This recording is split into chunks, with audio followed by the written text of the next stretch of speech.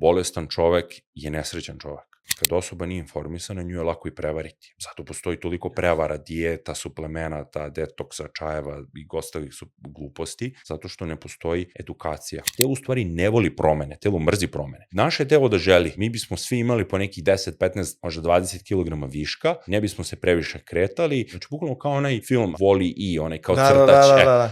Bukvalno bi tako izgledao život. Neko ko malo nauči misli da zna sve. Ali ti tek kad, da kažemo, uđeš malo više u materiju, shvataš u stvari koliko tu detalja ima. Ja što više ulazim u ovu materiju, što više znam o tome, ja sve više shvatam u stvari koliko ne znam. Pozdrav svima, ja sam Jovan Cvetović, diplomirani nutricionista i lični trener i stojim iza stranice Nutrilogika na Instagramu, verovatno ste mi videli tamo. I u današnjem podcastu smo pričali o tome koliko je edukacija značajna za ishranu i koliko je to ključan aspekt razumevanja ishrane i kako bez nje mi u stvari ne možemo da napredujemo i da znamo da li nam neko prodaje maglu ili ne. Također smo se dotakli i od dosta tema vezanih za trening i za početnike, a i za napredne vežbače. Također smo pričali o nekim osnovnim greškama u ishrani, pre svega u deficitu kalorija i također o tome koliko je bitno da održimo svoje hormone u balansu i kako da radimo sa našom biologijom, a ne protiv nje. Nadam se da će vam se dopasti podcast i bacite pogled. Pozdrav! A ako je počeo s prvim pitanjem, pošto ja to malo smo i pre ovoga započeo neku temu, prva neka bude to manjak edukacije ili needukovanost ljudi što se tiče same ishrane. Dodao bi još to što jedeš ceo život ne znači da si nutricionista. Znači ne mora nužno da znači ako nešto radiš, ne znači da radiš to dobro. Apsolutno, slažem se i to je često i problem u, da kažemo, fitness industriji, jeste što ljudi misle da zato što su, da kažemo, postigli neku formu ili ne znam ja, zato što su postigli neku telesnu težinu ili ne znam ja, su skinuli neki broj kilograma, sada su oni eksperti zato što je to delovalo na njima, znaš, jer fitness i generalno, kažemo, nutricionizam i sve to što je vezano za ljudsko telo jako specifično, jer zavisi od svakoga i neko ne mora da ima neko znanje da bi postigo nešto, jer manje više telo samo funkcioniše iza toga, znaš, nije to kao sada da si ti uzeo i napravio, ne znam ja, neki auto popravio ili napravio neki specijalni build, da ti nemaš telo, nemaš prirodno nešto da radi iza svega toga, znaš, ovde jednostavno telo radi na neki način i ti samo treba da ga potpomogneš, malo da ga poguraš, nekad ćeš imati genetsku predispoziciju za neke stvari, nekad nećeš, znaš, i to, ako neko postigne neki rezultat na sebi, ne znači da ima znanje, već to znanje treba da pokaže na drugima, u radu sa drugima. Zato govorim da su bitniji rezultati sa drugim ljudima i šta se postiže, nego to šta smo postigli na sebi. Naravno, bitno i treba mi da izgledamo adekvatno i sve da bude kako treba, ali opet je to nešto bitno. A da se vratimo na temu ovoga što kažeš za edukaciju, to je, da kažemo, i glavni problem zašto imamo toliko gojaznih, da kažemo, nezdravih, to je kardiovaskularnih bolesti, potencijalnih karcinoma i stvari, jeste što većina ljudi se hrani nezdravo i mi kad pogledamo srž svega toga, sve se to svodi na manjak edukacije. To jest, ljudi ne znaju ništa o ishrani. To je problem.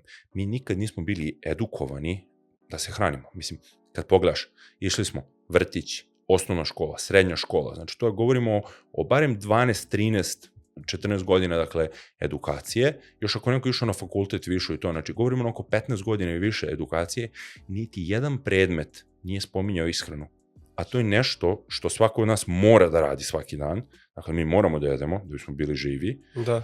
A to nas niko nikad nije učio, niko nam nije rekao, hej, ovo su osnovni principi ishrane, prati to i to, i postićeš to i to. Dakle, niko nas nikad nije spominjao, znači niko nije spominjao ishranu nigde, niti bilo kakav tip edukacije vezan za to. I smatram da je to srž samog problema. Kad bismo mi imali, recimo, kao što su u zapadnoj Evropi, posebno u Skandinaviji, polako su uveli, gde se, recimo, već od vrtića, predškolskog, osnovne škole, više govori o pravilnoj ishrani. Oni, recimo, u vrtićima imaju i kuhinjice da ih uče kako da spremaju hranu, koliko je bitno povrće i tako dalje. To je jako, da kažemo, dobra osnova. I kad bismo mi, recimo, uveli predmet koji bi bio samo jednom nedeljno, dakle, ne mora da bude neki fond časova, jednom nedeljno kad bismo uveli, mi bismo imali generacije koje bi imale koliko toliko predstavu o tome šta je zdrava, šta je nezdrava ishrana. Znali bi značaj kalorija, značaj proteina, znali bi da ugljeni hidrati nisu problem, znali bi koje masti, kada da jedu, znali bi da ne treba da trpaju tone masti, tone ulja, da treba Znali da bi prže. šta je dobro, šta je loše za njih i čak po meni dosta ljudi nema tu predstavu šta je uopšte dobro ili loše generalno. Oni dalje misle, na primjer, da je neka određena namirnica, na primjer, loša, kao što je, na primjer, opet moram to da banalizujem, kao što je, na primjer, hleb, testenine i te neke stvari, a ne shvataju da jednostavno u čemu god ti preteraš, čak i u zdravoj ishrani i kikiriki puter, na primjer, savršena stvar, savršen primjer, ili med. Ti ako preteraš sa time, opet, kako se ideš u suficit, opet to prelazi u masne ćelije i to sve onda ide u neku drugu putanju. Tako je, slažem se potpuno. Dakle, sa tom nekom edukacijom imali bismo neke osnovne smjernice, dakle, ljudi, deca, da kažemo, bi znali da barem u nekom generalnom, da kažemo, putu idu i da imaju koliko toliko neki zdravi pravilan pristup. Recimo sad nemaju nikakav pristup, nikakvu, da kažemo, osnovu da bi mogli da donesu informisanu odluku. Jer kad osoba nije informisana, nju je lako i prevariti. Zato postoji toliko prevara, dijeta, suplemenata, detoksa, čajeva i ostalih gluposti, zato što ne postoji edukacija. Kad neko je edukovan na temu, on onda može da odluči. To ti mislim kao i sa kolima. Kad neko se razume u neke osnove kola, može da lako odluči da li auto koji kupuje je glupost ili je dobar, solidan auto. Tako da bukvalno se to svodi na ishranu. Dakle, samo sa, da kažemo, tim jednim nekim predmetom koji bismo uveli, koji bi išao od, recimo, ne mora od vrtića, može od predškolskog, pa recimo kroz osnovnu školu, jednom nedeljno da bude fond časova. Mislim, ti kad pogledaš koliko mi je časova matematike i srpskog i svega, opet to su bitni predmeti. Ali samo da skinemo jedan čas nedeljno sa tih nekih stvari, da mi to prebacimo na ishranu, mi bismo imali totalno jednu celu generaciju koja bi bila edukovana i sa tim bismo imali, dakle, potpuno, da kažemo, zdraviju generaciju i nekoga, i to je samim tim manje opterećenje i na zdravstveni sistem, manje opterećenje i na narod i na socijalan život, jer bolestan čovek je nesrećan čovek. Tako da sve se to, da kažemo, prenosi, a ishrana je osnovna preventiva, dakle, ona je primarna preventiva većine bolesti. Dakle, ok, ne može da spreči nastanak svih bolesti, ali može da smanji verovatnoću nastanka istih. Tako da, mislim da je edukacija ključ za sve. Ali po meni, vjerojatno ćeš složiti sa mnom, da većina ljudi koji čak ako nešto malo nauče, misle da puno znaju. To je onaj Dunning-Kruger efekat. Sad misli, to ono bukvalno nešto naučio malo i misli da zna puno. I ima to tačno ona krivulja. I to je baš, može se primeti u našem narodu na Balkanu, generalno ne samo u Srbiji, to da čak i ako neko ima malo nekog trenažnog iskustva ili se ishranom tako nešto tome slično, misli da može da radi sa drugima i da ima rezultata. Možda može, ali sada da je to najpametnije, da radi najbolje, to je sad pitanje. Znam da se većina nas oblači za teretanu onako, šta god. Stara majica, neki šorc, a onda se pitamo gdje je motivacija. Ali realno kad vidiš sebe u gledalu da ti nešto dobro stoji, stvarno hoćeš da pokideš taj trening. I zato ja biram Avenox. Udobno, kvalitetno, izgleda stvarno kod da mi je stalo do sebe. A vi možete da uzmete sve to uz 10% popusta uz Ordinary 10 na avenoxshopu.com. Jer trening počinje pre nego što kročite u teretanu. Tako je, slažem se, to je generalno problem ljudskog uma, a mislim da je to posebno kod nas na Balkanu onako izraženo da mi uvek volimo da pametujemo i mi uvek volimo da budemo eksperti na neki način, tako da, definitivno, ali opet slažem se s tobom sve što si rekao. Kako ne. Ali evo sad, na primjer, kad govorimo o sve to, o ishrani i tome svemu, da se dotaknemo i malih treninga. Da li se, na primjer, može, recimo, loša ishrana nadtrenirati, u smislu da li može dobar trening da nadomesti to što mi imamo ili premalo hrane ili previše loše? Nikako, mislim, mi kad pogledamo, aktivnost, trening jeste bitna, ali je ishrana osnova. Ono što mi unosimo u svoje telo je faktički ishrana. I samim tim mi možemo da treniramo koliko god hoćemo i intenzivno i naporno i vremenski i možemo da izvodimo šta god hoćemo, ali nama ako ishrana nije na mestu, mi nećemo ništa da kažemo postići. Možemo da postignemo neki rezultat, ali ne možemo da iskoristimo svoj potencijal, tako da odgovore ne možemo treningom da pređemo preko loše ishrane. Da, a većina ljudi uvijek, na primjer, kaže sada ja jedem šta stignem ili to sve, a opet izgledaju kako izgledaju možda super i to sve, a većina ljudi ne shvata da jednostavno telo trpi na neki drugi način, neke drugačije stvari, kako se zove, podvlači pod tepih. To što možda s polja izgleda dobro, ne znači da iznutra sve kako treba. Je li tako? Apsolutno se slažem. To ne mora dakle da znači. Telo će da se podesi tome što je dato. Dakle, kakva je ishrana, telo će da se podesi i da proba da izvuče maksimum iz toga. A to ako mi recimo unosimo dovoljno nekog nutrijenta ili ako nešto nije u balansu, telo će da proba to da izbalansira, ali će neki sistem uvek trpeti. Pa to sigurno. Ako već ne možemo da pobegnemo od loše ishrane, da li znači da onda previše nade damo tom nekom treningu, u smislu da li onda ljudi precenjuju trening, a podcenjuju ishranu kada žele neku telesnu kompoziciju, rekompoziciju, recimo? Ranije je bio slučaj da su ljudi prilično precenjivali trening, a zapostavljali ishranu. Dakle, vjerojatno se i sam sećaš da je ranije uvijek bilo kao idi samo treniraj i uvijek je bilo kao fokus ako želiš da smršaš ili nešto, samo ti idi treniraj, samo ti budi fizički aktivan. Ali hvala Bogu, svest se polako menja i sada su ljudi više svesni toga da je ishrana ipak ono što je ključno. Ja ne bih rekao da je niti jedno, niti drugo bitnije, ja bih rekao da su oba bitna i da oba treba da budu usklađena jedno sprem drugog kako bi se napravila harmonija. Dakle, jer opet, možemo i mi više da se fokusiramo ili na ishranu ili na trening, ali opet to neće biti taj maksimalni rezultat koji možemo da ostvarimo. Maksimum ostvarujemo tako što napravimo harmoniju između jednog i drugog. I zato uvek recimo govorim klijentima kad mi dođu, kad mi kažu kao, ja hoću samo da mi napišeš plan ishrane, ja imam već postavljen trening. I ja uvek njih onda pitam da vidim kako izgleda taj njihov trening i u nekih 95% slučajeva je to loše, dakle organizovan trening gde oni treniraju bez adekvatnih odmora, bez adekvatnih deloadova, svaka serija ide do otkaza, radi se ili nema strukture, nema plana, ili rade kako stignu. Upravo tako, baš je, uglavnom je jako loše organizovan trening. Naravno, svaki trening je bolji nego nikakav trening, ali trening kao i svoj životu treba da bude organizovano.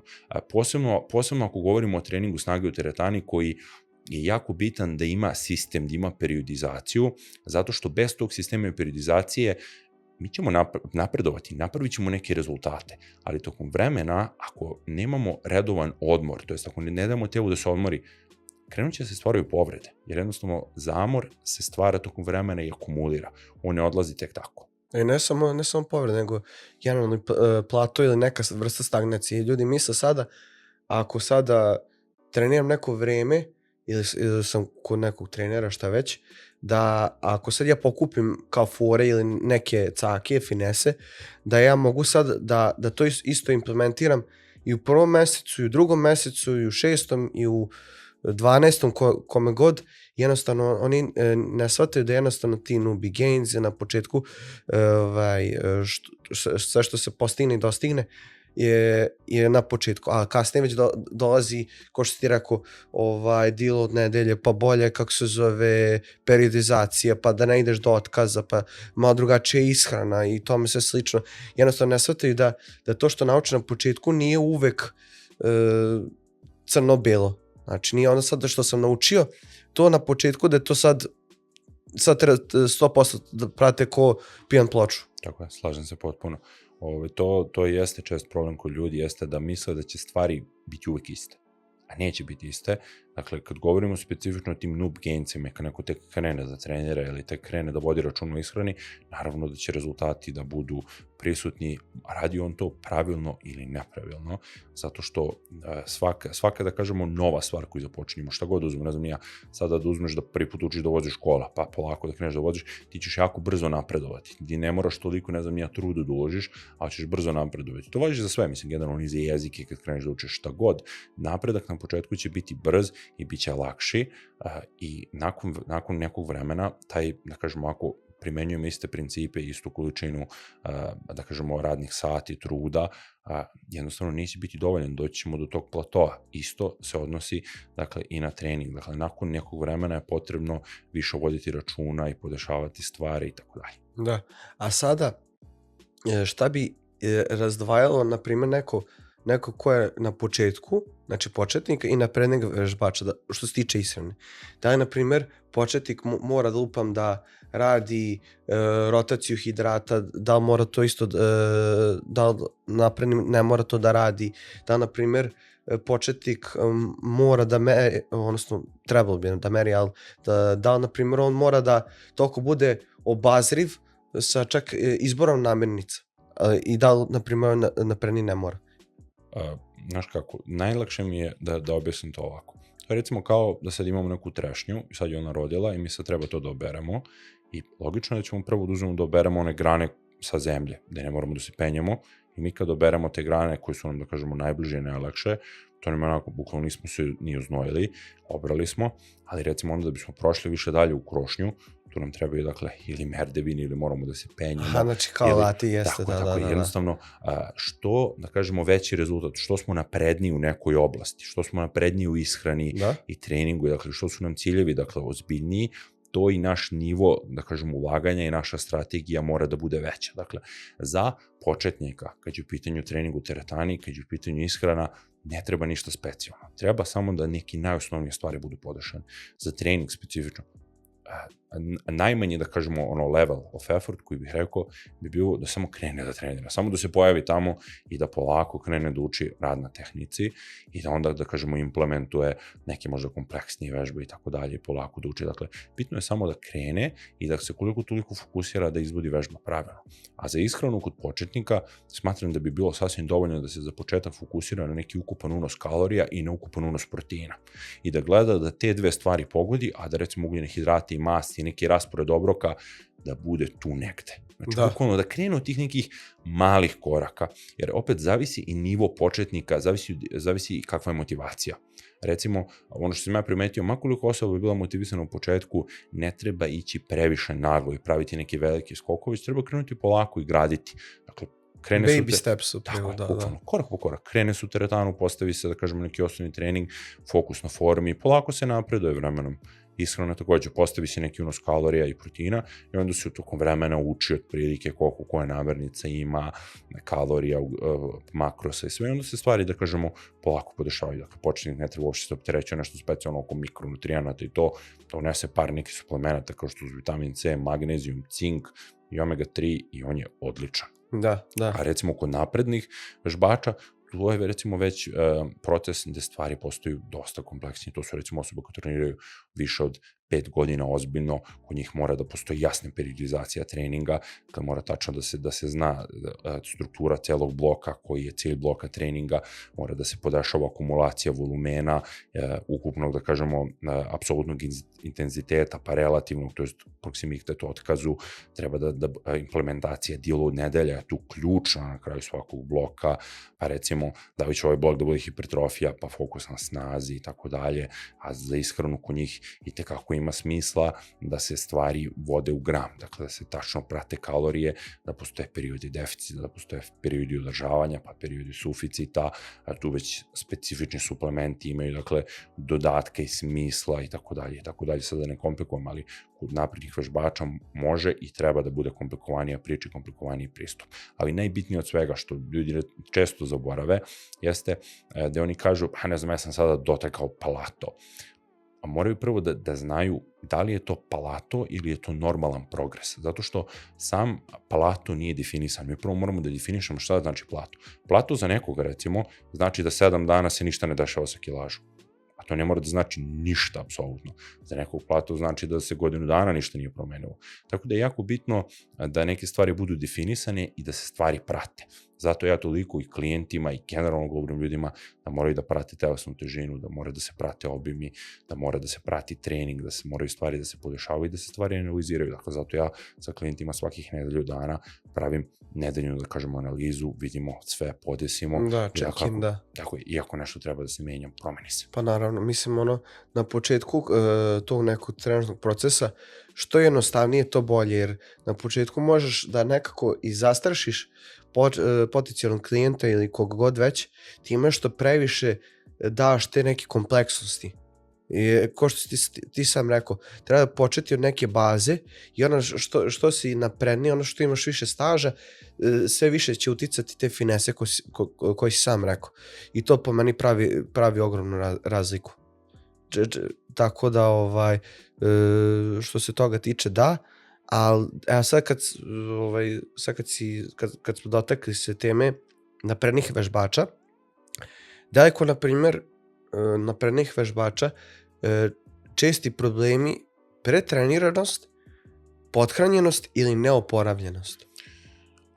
Zavisi specifično od osobe, ali ono što najčešće vidim jeste ta pretreniranost. Jeste taj nedostatak... Znači loš plan treninga ili periodizacija, recimo? Loša, tako je, loša periodizacija treninga. Kod naprednih vežbača je nešto što dovodi, dakle, do platoa, to jest do nula rezultata, nekad i do nazadovanja, a veoma često i do povreda. Kod naprednih vežbača je jednostavno zahtev za volumenom, ako govorimo o specifičnoj hipertrofiji, zahtev za volumenom, dakle, je dosta viši nego kod početnika. Početnik može da napreduje i sa 5 radnih serija po mišićnoj grupi nedeljno, tokom prvih 6 meseci, ali kod naprednog vežbača je jako bitno da volumen tokom, da kažemo, bloka treninga, kad govorimo, prvo da definišemo šta je blok treninga da bi ljudi koji gledaju znali, blok treninga jeste, da kažemo, više nedelja treninga koji su sklopljeni zajedno sa jednim specifičnim ciljem. Dakle, govorimo, jedan blok bi trebao da traje između 4 do 8 nedelja u suštini i on bi recimo imao specifični cilj. Blok može da ima cilj hipertrofije, snage ili recimo da kažemo da bude metabolički blok, da se kraće odmara, veći broj ponavljanja i tako dalje. Dakle, u jednom tom bloku poenta jeste da na kraju svakog bloka mi imamo deload nedelju. Deload nedelja je nedelju u kojoj mi dozvoljavamo da se naš akumulirani zamor spusti. Jer kakav god tip treninga da mi radimo, taj trening će dovesti do nakupljanja zamora. Makoliko mi optimizovali nedeljni split treninga, kako god mi išli 3, 4, 5, 6 puta nedeljno, mi ne možemo da imamo kompletan odmor između svake trening sesije. Dakle, i tokom vremena se taj zamor akumulira, znači on tokom vremena se dodaje, dakle, podiže se. I dakle, mi imamo neki ukupan zamor, ne znam koliko će biti jasno, probat ću što jasnije da objasnim. Mi imamo ukupan zamor koji se akumulira i naše performansi su bukvalno razlike između naših performansa i tog ukupnog zamora. I naše performansi kako rastu, raste i zamor. Da. I bukvalno ta razlika između te dve stavke su naši trenutni performansi. I mi kako napredujemo sa volumenom, tako napreduje i naš zamor. To jest kako napredujemo sa performansima. Dakle, podižu se performansi, ali podiže se zamor. I tokom vremena oni će se, da kažemo, biće mnogo veći zamor u odnosu na performanse i tokom vremena mi moramo da pustimo i da damo vremena telu da se oporavi. I zato postoje te deload nedelje, gde mi održimo naše performanse, ali pustimo da zamor padne, jer zamor pada mnogo brže od performansa. Dakle, performansi će stajati tu, dok će zamor pasti. Zato svaki sportisti, recimo, uzmemo na primjer nekoga ko ima specifičan, recimo, competition day, takmičarski dan, on će nedelju pred takmičenje da jako lagano trenira. Dakle, on neće da, ne znam ja, ako uzmemo powerliftera, primjera radi, on će u zadnjem, da kažemo, bloku, u zadnjih mesec dana pred samo takmičenju neće raditi ludačke volumene, neće raditi 5x5 ili neće raditi ne znam ja koliko serija, već će raditi specifično na snazi i na ekspresiji te snage koje je generisao tokom tih, da kažemo, meseci i nedelja ranije. I on će, recimo, tih zadnjih nedelju dana da bukvalno odmori i da radi neke konzervativne, da kažemo, kečeve i da se priprema za takmičenje, baš sa tim ciljem, da bi njegovi performansi bili što veći tako što će dopadne zamor. Jer što više zamor opadne, naši performansi, da kažemo, su više. Sad ne znam da li je ovo bilo jasno, možda sam malo previše zakomplikovao. Jeste, mislim, razumete, zato što sam powerlifter, pa ja znam tu materiju. A htio sam ti pitati otprilike, koja je po tebi sada, recimo, ta gornja granica volumena od koje se može neko oporaviti ako je napredniji vežbač. Sponzor današnjeg podcasta Maximalium. Uz kod Podcast Max imate 10% popusta na ceo asortiman. Ako vas zanima više, posjetite njihov sajt za više informacija. Znaš kako, opet zavisi ako pričamo o ukupnom volumenu, ako pričamo o pomišićnoj grupi, sad, da ne bude sad se ja pravim pametan, pošto mi često ljudi kao kažu, ti si kao sve pokupio. Treba dati kontekst tome svemu, da. Ljudi kažu kao ti si sve pokupio od dr. Majke iz Retela, mislim, ja sam dosta naučio od njega i ne znam zašto je problem učiti od pametnih i učenih ljudi. Ja bih tu, da kažemo, citirao njegov, da kažemo, volume landmarks, da on tačno spominje MRV, to jest Maximal Recoverable Volume, koji mi možemo, dakle, po mišićnoj grupi, recimo, da postignemo, ali za većinu naprednih vežbača, sve više od, recimo, 20 radnih serija po mišićnoj grupi, nedeljno, tako je, to bi bila neka maksimalni volumen, nakon čega mi ne možemo da se oporavimo. Posebno ako uzmemo u obzir da neko gazi tih 20 radnih serija po svakoj mišićnoj grupi. Znači, ako pogodiš 20 radnih serija po grudi, 20 serija za grudi, 20 za leđa, 20 za ne znam nija kvadriceps, 20 za zadnju ložu. To je jako puno. To je mnogo veliki volumen. Tako da, ja bih to stavio konzervativno za naprednog vežbača i rekao bih da sve preko 15 serija nedeljno po mišićnoj grupi, dok god to nisu neke specijalizacije programa, sada da ne idemo u preterane detalje, bit će jako komplikovano, sve preko nekih 15 radnih serija po mišićnoj grupi je previše i to bi, recimo, ostavljao samo za one poslednje nedelje onih blokova i akumulacija i uvek nakon tih nedelja mora da dođe ona nedelja deloada. Samo da kažemo, ovde imate kod za popust kod Avenoxa, Ordinary 10 i na maksimalnom sajtu Podcast Max 10% popusta. Morao oko valjda ispuštam spozor. Neka, naravno. Tamo onako da se prebacim na naredno pitanje, odnosno da kažem neki svoj pogled na to. Ja gledam bukvalno da radim što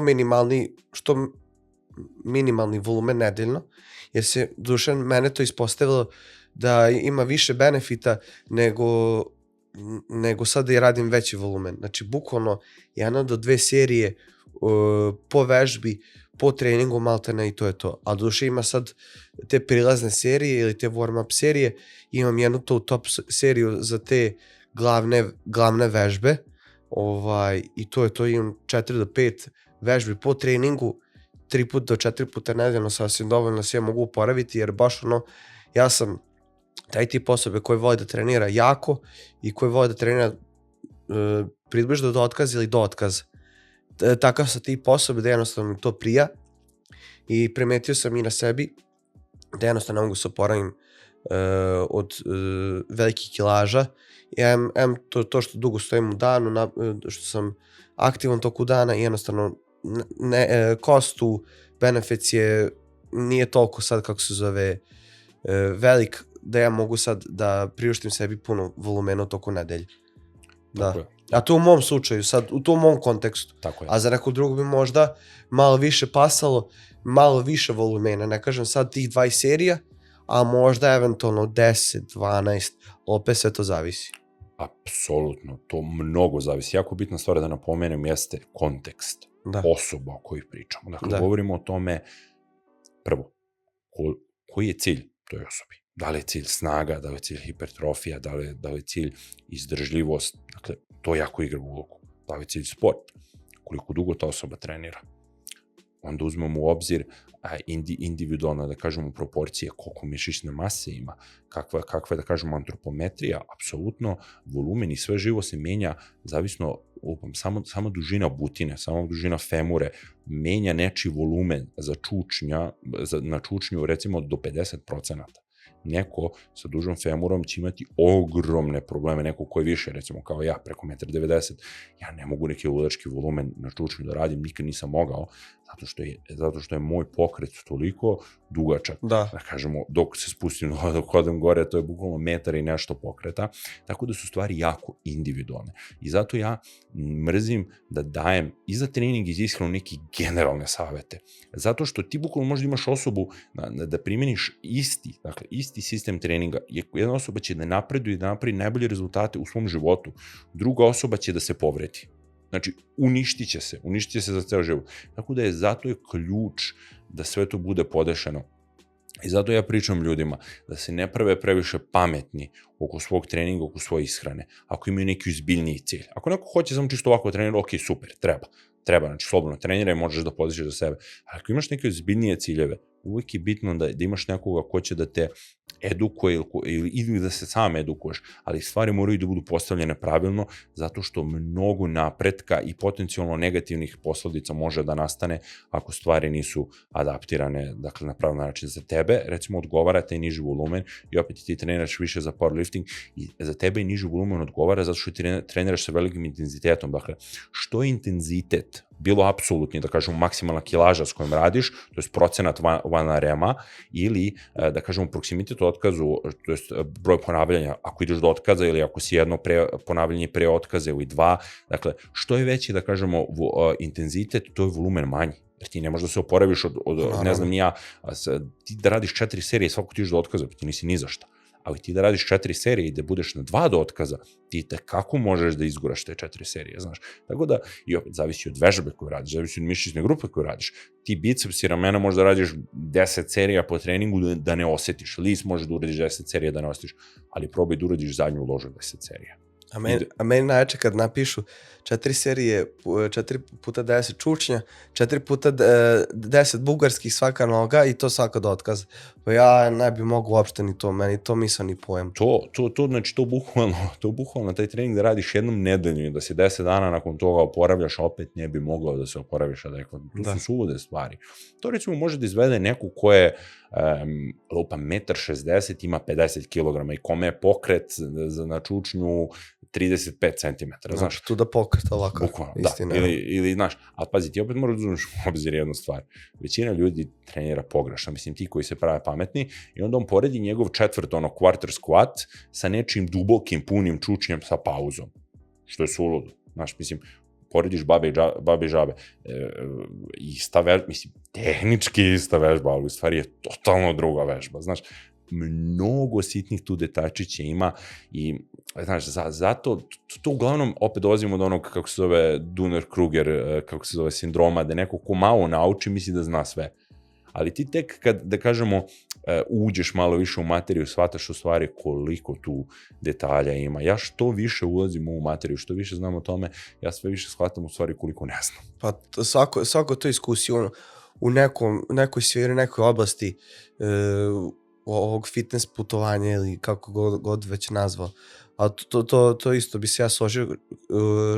Čime god se ja počnem kao baviti ili da istražujem i koliko god ja pokušao da kažem nešto znam, ispostavi se da izađe još nešto novo u vezi toga ili nešto drugačije ili skonto da jednostavno ne znam to dovoljno nešto i ono se ispostaje bukvalno da sam ja, da svako ko hoće da nauči nešto više je na onoj drugoj strani, znači ne na onoj početnoj, nego na onoj drugoj, da ispostavi kao da ne zna ništa. Tako je. A zna dosta više nego onaj prvi. Tako je, to je istina. A ja bi se dotakao sad deficita. Veliki deo ovih problema se posebno ispolji kada ljudi uđu taj famozni kalorijski deficit, odnosno koje bi sad ti naveo da su greške kod ljudi koji dođu, odnosno uđu u taj kalorijski deficit. Ono top 5, recimo. Da kažemo, glavne greške kod deficita, tu ljudi obožavaju da greše, to je stvarno...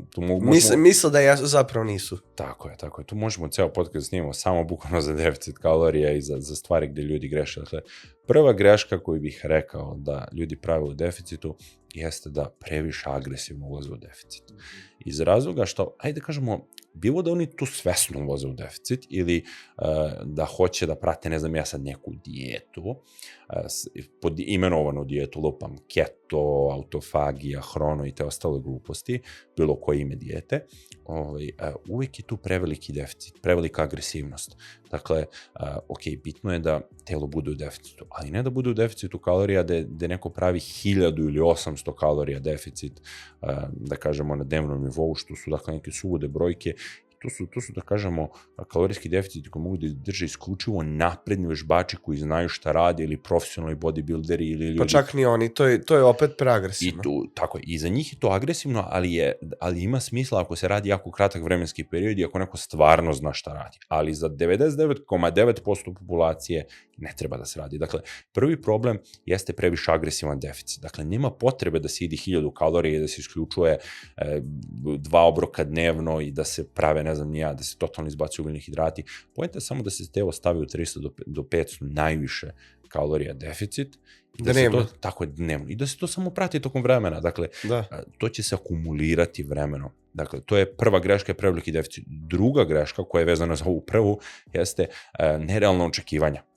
Nerealno očekivanje da ljudi, ja to često vidim sa klijentima, ma koliko se ja trudim da njima stvorim, što kroz stranicu, kroz edukaciju i stvari koje pišem, trudim se da im stvorim realnu sliku nekog fat lossa i brzine i svega. Ljudi imaju nerealno očekivanje da oni recimo očekuju da će konzistentno na nedeljnom nivou gubiti po 1 kilogram ili ako se nedeljno prosek pomeri za 0,5, kako je to neki neuspeh i onda ja moram njima da skrenem pažnju da je tu stvari 0,5 kg nedeljno je fenomenalan rezultat. Ako govorimo o prosječnoj osobi, ne govorimo o nekom koji ima 200 kila i tako dalje. Ali drugi da kažemo problem jeste nerealna očekivanja koja opet vuku sa sobom ovaj prvi problem.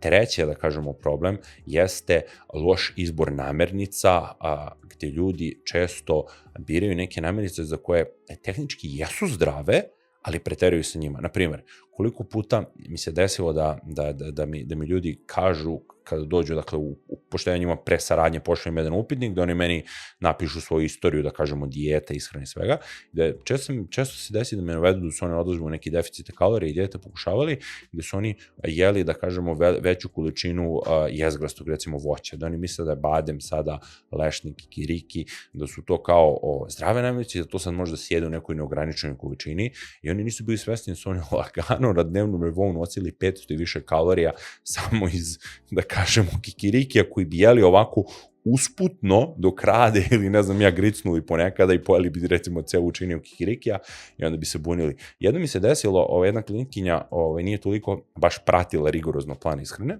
i nisu se dešavali rezultati. Prvi mesec radnje ništa, drugi mesec ništa, težina stoji. Dakle, ona meni nije prijavljivala, što sam ja kasnije tek saznao, ona meni nije prijavljivala da ona na poslu imala jednu, da kažemo, činiju u kojoj se nalazio kikiriki i ona je tokom svakog dana, dakle tokom radnih dana, znala da pojede tu celu činiju između i ona to meni uopšte nije prijavljivala, ali to je zdrava namirnica. Gde bih ja tek sasvim slučajno u, da kažemo, komunikaciji, bukvalno sam morao da je pozovem, da pričamo, da mi objasni šta ona tačno pojede tokom dana, detaljno, bukvalno, u gram, i da je ona meni rekla, pa ja na poslu imam tu jednu činiju kikirikija, kao ja to pojedem svaki dan, i joj pitam, rekao, znaš ti kao koliko toga bude? Kaže, pa ja tu uvek sipam kao negde pakovanje jedno od, lupam, 100 grama. 100 grama, 550 kalorija. Tako je. I govorimo o ženskoj osobi koja je imala, dakle, tad ne mislim da imala 1600 ili 1800 kalorijski unos. Dakle, ona je tu tehnički nosila preko 2000 kalorija, što je, da kažemo, to neko održanje njeno od oko 2000-2100 kalorija. Tako da to je treći problem, jeste taj loš izbor namirnica. Četvrti problem koji bih stavio po redu bi bila kompletna eliminacija ili namirnica ili makronutrijenata. Da recimo ljudi sada misle kako su ugljeni hidrati loši i sad ako on sad izbaci sve kompletno ugljene hidrate koji postoje na ovoj planeti, sad će ne znam nešto magično da se desi. Ili izbacivanje doručka ili izbacivanje večere. Bukvalno. Da ne jedeš posle 18 sati ili te neke gluposti. Tako je, bilo kakva vrsta eliminacije. Bilo kakva vrsta eliminacije tog tipa, znači prilično striktna eliminacija, je nešto što nije dobro i što retko kada donese neke rezultate. Ok, doneće agresivan deficit, ali se onda opet vraćamo na onaj prvi problem, na agresivnog deficita i prevelikog deficita, to neće biti održivo. Mislim, glavni problem zašto agresivni ti deficiti i zašto većina dijete ne uspeva, zato što telo to ne može da izdrži. To ne može da izdrži. To jednostavno utiče na psihu i telo će napraviti takav, da kažemo, pushback. Toliko će da nas pritisne s druge strane, kad mi napravimo veliku i naglu promenu, da mi to nećemo moći da izdržimo. Jer šta je poenta? Biologija je jako spora. Biologija voli sporo. telo voli sporo. Telo u stvari ne voli promene, telo mrzi promene. Telo voli komfort, ono zonu komfora više Tako je. voli. Naše telo da želi, mi bismo svi imali po nekih 10, 15, možda 20 kg viška, ne bismo se previše kretali, bili bismo stalno u toplom, ne bismo imali nikakav stres i ne bismo radili ništa u životu. Znači, bukvalno kao onaj film, ako si možda gledao Wall-E, onaj kao crtač. I bukvalno kako žive oni na onom kako se zove brodu, kako je već oni svi su debeli, onako svi se vozikaju onim, kako se zove, kao stolicama i to. Bukvalno bi tako izgledao život. Znači, tako bi izgledao život da mi slušamo kompletno naše telo. Dakle, problem kod deficita, kod generalno svih stvari kad menjamo u treningu, u životu generalno, ne treba i ne smiju da budu nagle. Zato što je više nagla promjena, što je veći deficit kalorija, to će naše telo više da pritisne. I što više pritisne, to će biti veći pritisak. Jer mi, ako pritisnemo sa jedne strane, znači mi gledamo telo kao klackavicu, ako mi pritisnemo s jedne strane, druga stvar mora da drži balans. Dakle, to jest, ako smo ovde pritisni, znači, kaži ti, klackavica, jednostavno... Stalno traži ravnotežu neku. Pravit će balans. Znači, ako smo pritisali ovde previše, onda će odavde da se ovo pritisne, i onda ćemo da imamo odavde pritisak, i onda će to da bude... I onda stalno još ako često menjamo, to će da bude ovo. Znači, to će da bude ovo. I dovoljno disbalansa nakon vremena će jednostavno napraviti feedback našem telu, da naše telo nema pojma šta se dešava. To je isto jako bitna stvar da se napomene, da ljudi znaju da je naše telo funkcioniše kao kompjuterski program. Mi bukvalno pišemo liniju koda. Mi mu dajemo input. Ako mi napišemo liniju koda, menjaju ovo sada. Menjaju ovo sada u tom drugom smeru. Naše telo će da uradi to, a će to da bude ovo. I onda će stalno klackavica. Tako je, stalna klackavica. I onda telo neće znati jednostavno šta da radi. A point je da mu mi dovoljno dugo damo konzistentan input stvari da bi naučilo. Jer kako naše telo nauči da se drži na manjoj telesnoj težini? Mi spustimo 10 kg, ali se mi održimo na tih 10 kg. To je gledamo da održimo tu kilažu. Znači, ako smo spustili sa 100 na 90 kg, mi treba da budemo tu neko vreme na tih 90 kg i da kažemo telu, ej, sad ti treba da budeš na 90 kg. Jer mi ako vratimo se prethodnoj ishrani, ćemo lako se vratimo na tih 100 kg. Znaš, jako je bitno to. Tako da kažemo, to bi bila neke 3-4 koliko sam stvari spomenuo vezano za deficit. Eto, peta isto samo da spomenem jeste previše česte promene u deficitu, gde ljudi recimo ne vide rezultate tokom 5 dana, 7 dana i onda odmah menjaju nešto i luduju. Treba biti jako strpljiv sa rezultatima, dakle treba dati vremena. Sasvim je normalno, ja to pričam klijentima, da i po 3 nedelje kilaža stoji, ne mrda se, a da osoba bude u deficitu kalorija. Dakle, ja u većini slučajeva klijentima menjam unos, ako govorimo o deficitu, to smanjujem deficit kroz ishranu ili kroz aktivnost povećavamo, tek nakon 2 do 3 nedelje konstantno, dakle, da se ništa ne dešava, da su obimi isti, da su slike iste, da je kilaža ista, naravno, jako je teško komunicirati to, ali tek tada je, da kažemo, imamo validan razlog za promenu. Da, čak i tada život, stres, trening, oporavak mogu uticati dosta na to da li uopšte kilaža ili ne pada. A to će se desiti jedino ako opet to ne može ni sa 100% sigurnosti da kaže da li ta osoba prati zapravo to. Iako to prati, mora sve varijable da se ispoštuju. Tako je, a tek životne stvari, okolnosti, tome možemo, opet kažete, jedan ceo podcast možemo pričati samo o životnim okolnostima koje utiču na deficit kalorija. Lupam, deficit kalorija ne može da bude isti za nekoga koja je, ne znam, ja single sa 25 godina, ima redovan, konzistentan posao, nema neku preteranu stres u životu i recimo osoba sa 35 godina koja radi 2 posla, ima 2 male dece i novorođenče treći. Znači, ne može opet to kontekst nije isti. Tako je. Kontekst je ključ svega. Zato nikad ne može da se jedna ishrana, jedan trening prenese na svakoga. Zato, opet napomenem, zato je bitno znati osnovne principe. To je bukvalno kao igrica, gde mi ako naučimo osnovne principe, mi možemo da menjamo, lupam. Lako je u fudbal menadžeru uzeti, ne znam ja sad, Real Madrid ili Manchester City i uzeti sve moguće titule, zato što imaš već postavljen tim, igraš na easy, imaš budžet 200 miliona godišnji, sve to. Ali ti ako naučiš osnovne principe kako funkcionišu transferi, kako funkcioniše formacija, rotacija igrača i sve to, ti možeš da uzmeš bilo koji klub i možeš tokom vremena da ga dovedeš i da uzmeš ligu šampiona. Primjer radi. Da.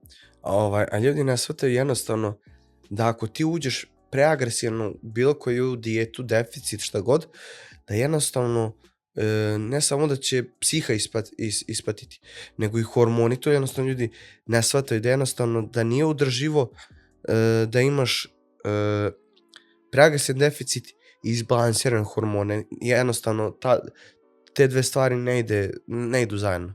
Tako je. Najveći problem, to što ljudi neće, mislim, generalno se ne priča o tome i ljudi neće i sebi da priznaju, najveći problem sa hormonima ne nastaje toliko do hrane koju mi jedemo, već nastaje do pristupa koji mi imamo. Posebno kod tih agresivnih dijeta. To se ispoljava i kod muškaraca i kod žena posebno, zato što žene imaju tendenciju da više žele, brže da smršaju i sve to. Jasne. I onda se ulazi u te neke ludačke deficite i što je najgore, oni mentalno izdrže kroz to mesec dana, 2 meseca, 3 meseca, smršaju, ne znam, neku količinu kilograma i onda se nakon 2-3 meseca nekog agresivnog inputa sa jedne strane, vrate se neko ishrani, krenu da se bukvalno žderavaju i onda ide ovaj input. I onda ono što smo pričali, klackavica, telo ne zna šta radi. Telo je sa jedne strane imalo input da hormoni odu ovde, pa onda odjednom ima input da hormoni idu ovde. I onda telo ne zna šta je homeostaza više. Telo izgubi osjećaj. Dakle, mi ako dovoljno dugo pustimo da stvari budu van balansa, mi gubimo balans. Naše telo ima homeostazu, ima neki uzak balans u kom će da drži lupam neke vrednosti hormona i tako dalje, sve to. Jako je dobro u tome, ali mi ako ga dovoljno dugo mučimo i drndamo, što bi se reklo, da idemo gore ili dole, telo će izgubiti taj balans. Njemu će, misliće, taj range više neće biti ovde, nego će range biti ovde. I onda će jednog dana da bude ovde, jednog dana će biti ovde, jednog dana će biti ovde. I onda bukvalno ne znamo šta se dešava. Većina hormonalnih problema nastaje iz toga. Pa, apsolutno. Jednostavno, daću primjer s mojim klijentkinjom. Ona meni kaže, moram da se spremim za svadbu. I rekao, dobro, ajde vidimo koja je početa kao tačka, odnosno kilaža. Kaže 55 kila. Ili 54, nisam ja 100% sigurno, hoće na 52. I rekao, što hoćeš na 52?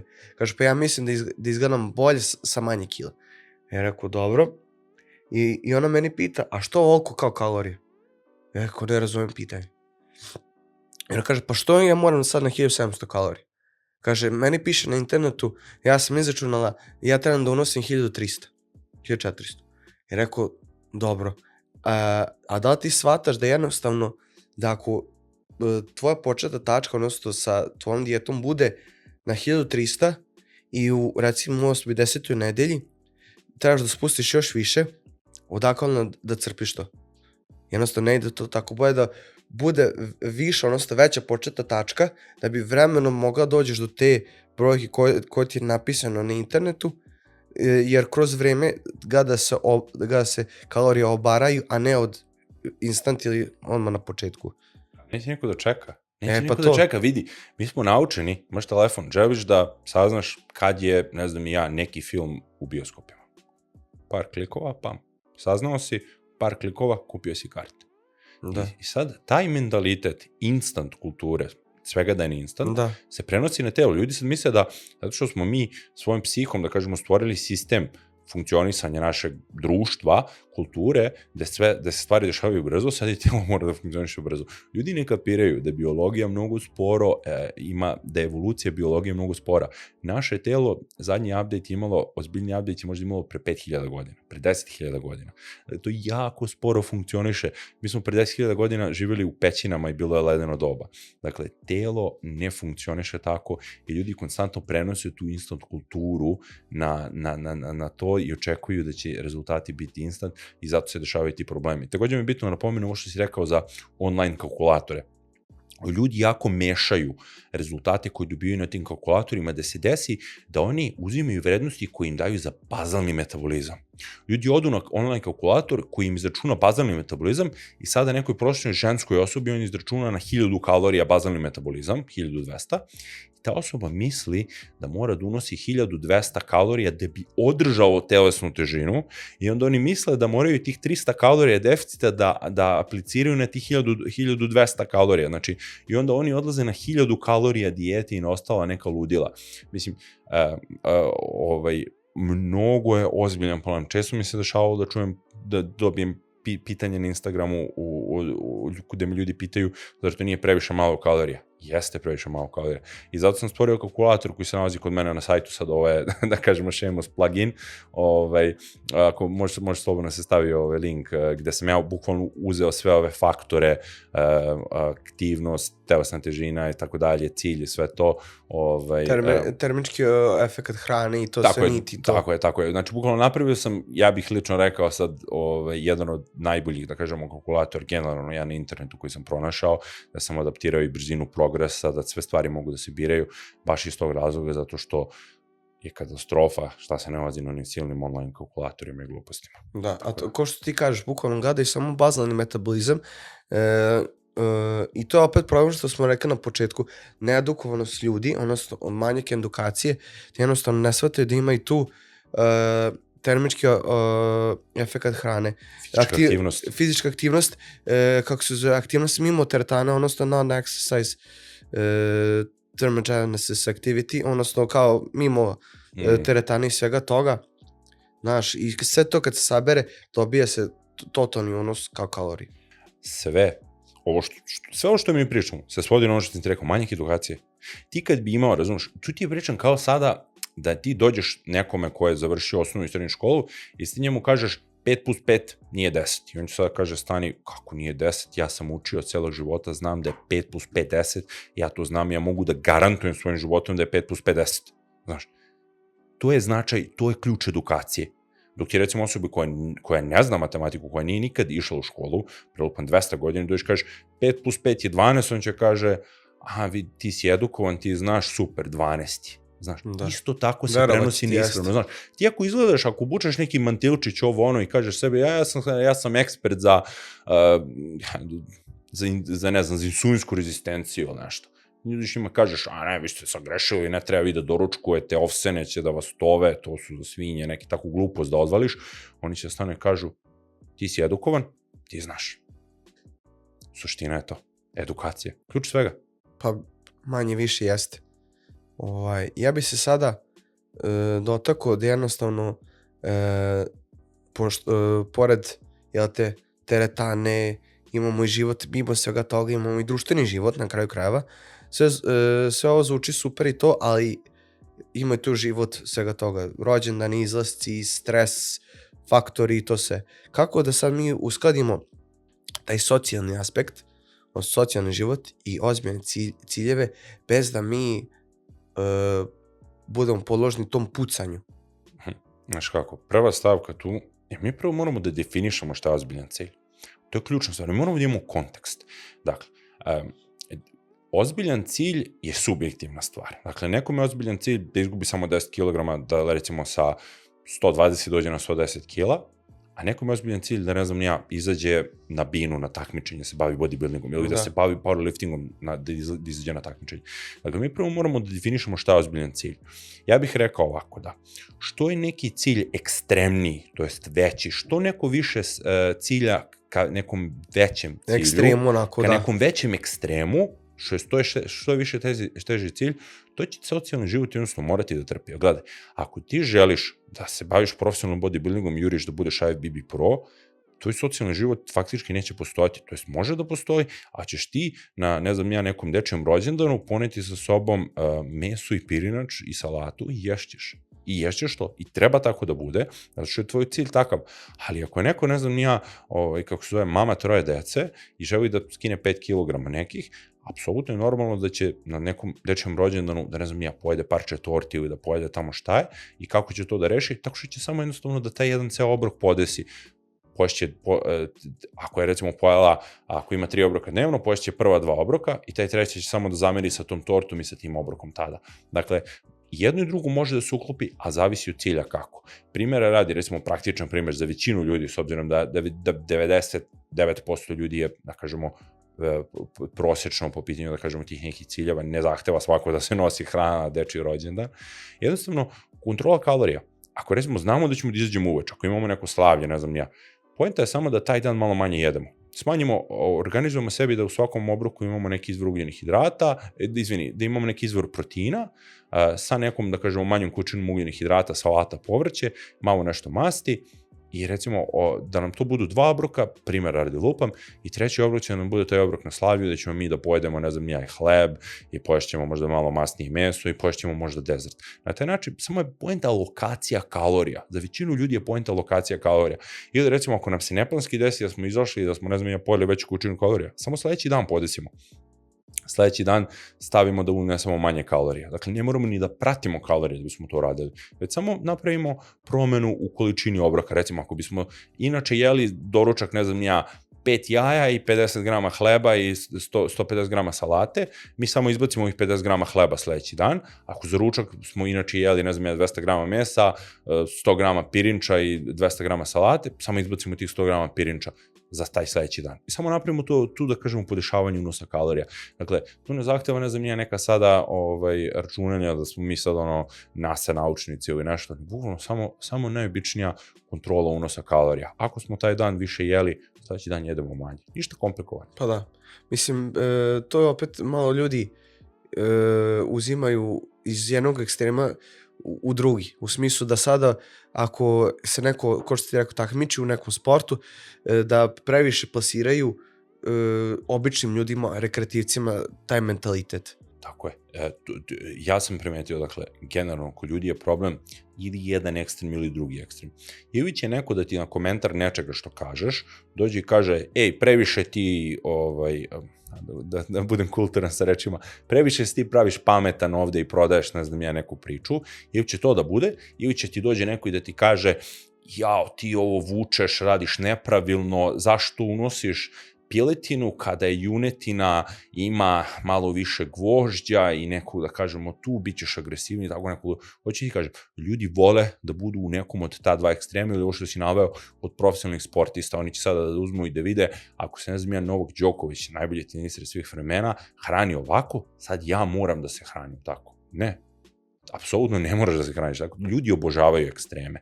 I generalno to nije samo u ishrani u treningu, to je i u većini sfera života.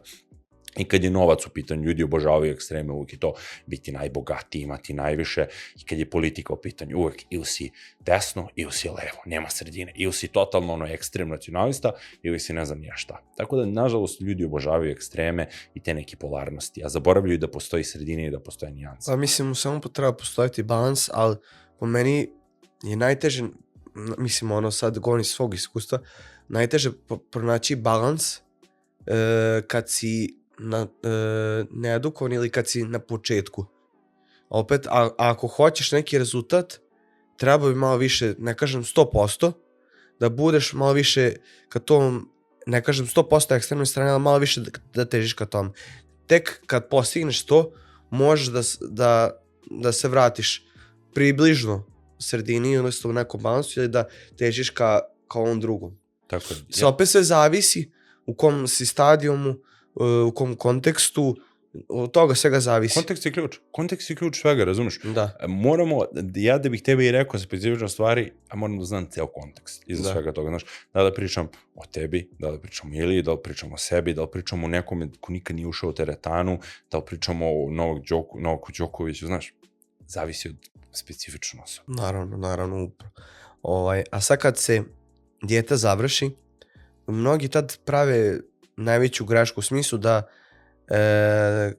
da preterano dodaju naglo kilažu, odnosno telesnu masu, i onda, kako se zove, se bukvalno vrate tamo gde su i bili.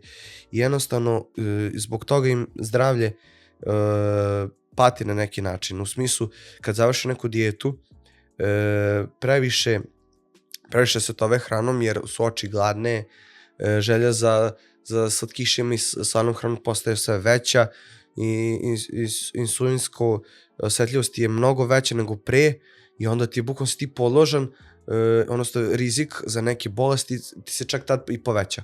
Tako je, apsolutno. Većina ljudi pravi tu grešku, ne znam zašto. Mislim, opet se sve osvodi na ono što smo rekli, na onu klackalicu. Da. I na onoj, da kažemo, drnenje organizma gore dole. Ne znam zašto, ali većina ljudi ima taj neki taj neki mentalitet da tokom dijete moraju da se specifično hrane, mislim što je istina, moraju stvari budu specifično postavljene, ali mislim da nakon završetka te dijete oni mogu kompletno da se vrate na tu neku ishranu gde su ranije bili, mislim, to je zaista suludo i to je glavna greška koju ljudi prave, dakle, zato i nastaju ni silni jojo efekti da ljudi odlaze u dijete, pa i to uvek pogrešne dijete, preagresivne dijete, pa izgube mišićnu masu zato što su previše agresivni pa nisu trenirali i onda kad završi postignu neku magičnu kilažu, lupom postignu tih nekih magičnih, kao što je spominjao kod tvoje klinikinje, 52 kg za ženu, recimo, i ona nakon toga misli da ja sam postigao 52 kg, sad mogu se vratiti na svoj ishrani od ranije i bam, i onda se vrati na onih prethodnih lupom 55 gde je bila ili još gore vrati se i ode na 60 kg. Iz XY razloga, kažemo, metabolizam je disbalans i ostalo. I to je jednostavno greška koju većina ljudi pravi i ne znam zašto. Nakon dijete i nakon, da kažemo, kraja režima, nekoj ishrani, mi dalje treba i moramo da vodimo račun o ishrani. Mi moramo stalno da budemo svesni o svoj ishrani. To ne znači da mi sve moramo u gram da pratimo i da vodimo. Opet, zavisi od konteksta, koliko nam je ozbiljan cilj. Ali mi treba da budemo uvek svesni svoje ishrane. Dakle, nakon završetka dijete, bilo bi najidealnije da se mi vratimo na održanje. Dakle, završili smo dijetu, bili smo lupam nekih 300 kalorija u deficitu do 500, mi nakon završetka dijete uzmemo i vratimo tih, recimo, stavimo, ako smo bili 500 kalorija, stavimo konzervativno, vratimo 300 kalorija. Vratimo se gore, damo telu 3 do 4 nedelje da ostane na tih plus 300 kalorija održanja, uglavnom će kilaža tu negde da ostane gde jeste i nakon tog perioda možemo recimo da dodamo još tih recimo 200 kalorija, opet će kilaža ostati ista i mi ćemo stabilizovati telo. Mi ćemo dati telu onu informaciju o kojoj smo pričali, hej, ja sad treba da budem u ovoj kilaži. Jer mi kad spustimo težinu, mi moramo da ubedimo telo da mora da bude tu, jer naše telo ima body set point, dakle težinu, kao termometar na neki način. Jer naše telo, mi ako dugo ostanemo na nekoj kilaži, naše telo se navikne na tu kilažu. Ako se mi nagojimo i dobijemo 150 kg i ostanemo tu 10 godina, naše telo će se navići na tu kilažu. I mi ako spustimo naglo, i čak i ako sporo spustimo na 20-30 kg, spustimo se na 120 kg i prestanemo da vodimo računa, mi ćemo opet da težimo ka tih 150. Telo hoće da ide tamo. Dakle, mi moramo da damo telu vremena i da mu damo priliku da se navikne na tu težinu. Dakle, nakon završetka dijete moramo da održimo tu telesnu težinu barem 4 nedelje, idealno 8 do 12 nedelja. Znači da kažemo 2 do 3 meseca nakon dijete održati težinu i nakon toga mi možemo da razmišljamo da ćemo poslije da idemo u suficit kalorija, da ćemo da idemo u novu dijetu i tako dalje. Opet, može ceo podcast da se snimi samo ovoj temi. Kako ne. Mislim, ja znam po sebi, jer kad sam ja završio svoju dijetu od 15 nedelja, ne 16, da je bilo 15, da je bukvalno period posle toga sam bio ono malte neko usisivač. A to je opet pogrešno, mislim, to je bilo tih samo nedelju, 2 dana, i da sam ja skonto jednostavno treba da se opet povuče ručno, jer tad je telo najosjetljivije moguće, sve upiješ malte neko sunđer i na tebi se ništa ne vidi preterano od pređašnje dijete. I samim tim treba da se ide obazirivo, jer ne treba odmah da se uđe u masu, odnosno period mase, treba da bude neki, kao što ti kažeš, blagi period održavanja, neko vreme, da bi mogo, kako se zove, da vratiš jednostavno telu neku homeostazu, na neki kao početnu bazu na kojoj si bio na početku dijete, ako tako uopšte može da se nazove. Tako je, slažem se potpuno. Da. Dakle, jako je bitno da se to vrati. Sad opet kažem, zavisi od konteksta u nekim situacijama, direktno iz dijete kod naprednih vežbača može da se ide u masu, znaš. I to može da se uradi. Ali opet govorimo o kontekstu, od svemu i organizaciji. Bukvalno, kao što smo pričali, zavisi specifično od osobe i njegovog cilja. Da. Imam još jedno taman pitanje. Da li je stalna forma zapravo loša ideja za hormone i glavu? U smislu da ti moraš cijele godine da budeš kao što bi se rekao, kao u formi za leto, da nemaš on kao period upuštanja tipa za, kao što sad su bili praznici, Nova godina, Božić i to sve što. Koje je sad tvoje mišljenje povodom toga? Da je, na primjer, to loše psihički i što se tiče i hormona? pazi, opet moramo da definišemo šta je to stalna forma, jer opet to je subjektivno. Za nekoga je stalna forma 10% masti, savršena forma, za nekog je 15%, za nekog je 20% masti. Dakle, što je ekstremnija, da kažemo, ta forma, to je manja verovatnoća da mi treba da to održimo tokom cele godine. Ali svakako mislim da nije dobra ideja da cele godine da konstantno budemo isti, iz razloga što mi moramo da imamo periodi u kojima ćemo da napredujemo, a šta znači napredak? Za većinu ljudi znači suficit kalorije, izgradnja mišićne mase, a ako govorimo o nekom sportu, jeste rad na tehnici ili za powerlifting, rad na snazi itd. Tako da mislim da nije dobra ideja iz tog razloga što mi moramo da imamo periodi u kojima ćemo morati da podižemo kalorije, pa onda periodi u kojima ćemo imati opet deficit kalorija. I opet održavati se sa hormonalnog aspekta na neki 10% masti, ispod 15%, nije dobra ideja, posebno za nekoga ko je prirodan. Neko ko prirodno trenira, te stvari su zaista suludi, izuzetno štetne. Za nekoga ko nije prirodan, hajde, izdržljivo je, ali opet nije ni to dobro. Dakle, poenta priče jeste da treba da postoje periodi u kojima imamo malo veći procenat masti i periodi u kojima imamo malo niži procenat masti, zato što sve je ciklično u životu, jednostavno napredak je cikličan. Za šta god da uzmemo, za biznis, za telesnu rekompoziciju, šta god, mi moramo da imamo specifične periode. I uvek moraju da postoje, da kažemo, organizacije. Kad pogledamo najuspešnije ljude u bilo kojoj sferi, oni uvek imaju faze. Dakle, kod njih ne postoji samo jedno te isto. Možda mi mislimo da, ne znam, Cristiano Ronaldo stalno trenira jako ili stalno radi neku specifičnu stvar. Ne, on ima faze. Ima faze u kojima više trenira, faze u kojima manje trenira i to je tako bilo tokom cijele njegove karijere. Nije on sad, ne znam, konstantno samo gazio. On je odmarao tokom leta. Morao je. Da, pa naravno. Tako da se to odnosi na sve ljude. I ta neka stalna forma bilo čega je suluda za očekivanje. Ok, izvoljiva je možda 1-2 godine, ali tad će to uzeti mentalni danak. Da. Svako puca na nekoj granici. Mislim, to jeste. A ti kad pogledaš što si duže kao u piku ili na svom nekom vrhuncu, ako želiš da ostaneš duži vremenski period, kad tad ćeš popucati po šavovima, htećeš ili da eventualno pojedeš, popiješ nešto, izađeš, opet život je to, jednostavno, ko što ti kažeš, cikličan je, nije uvijek jedan te isti, nismo roboti i jednostavno ako se ponašaš stalno ko mašina, očekuj da jednostavno to sam opet je naučio na sebi, na svojim greškama, a ako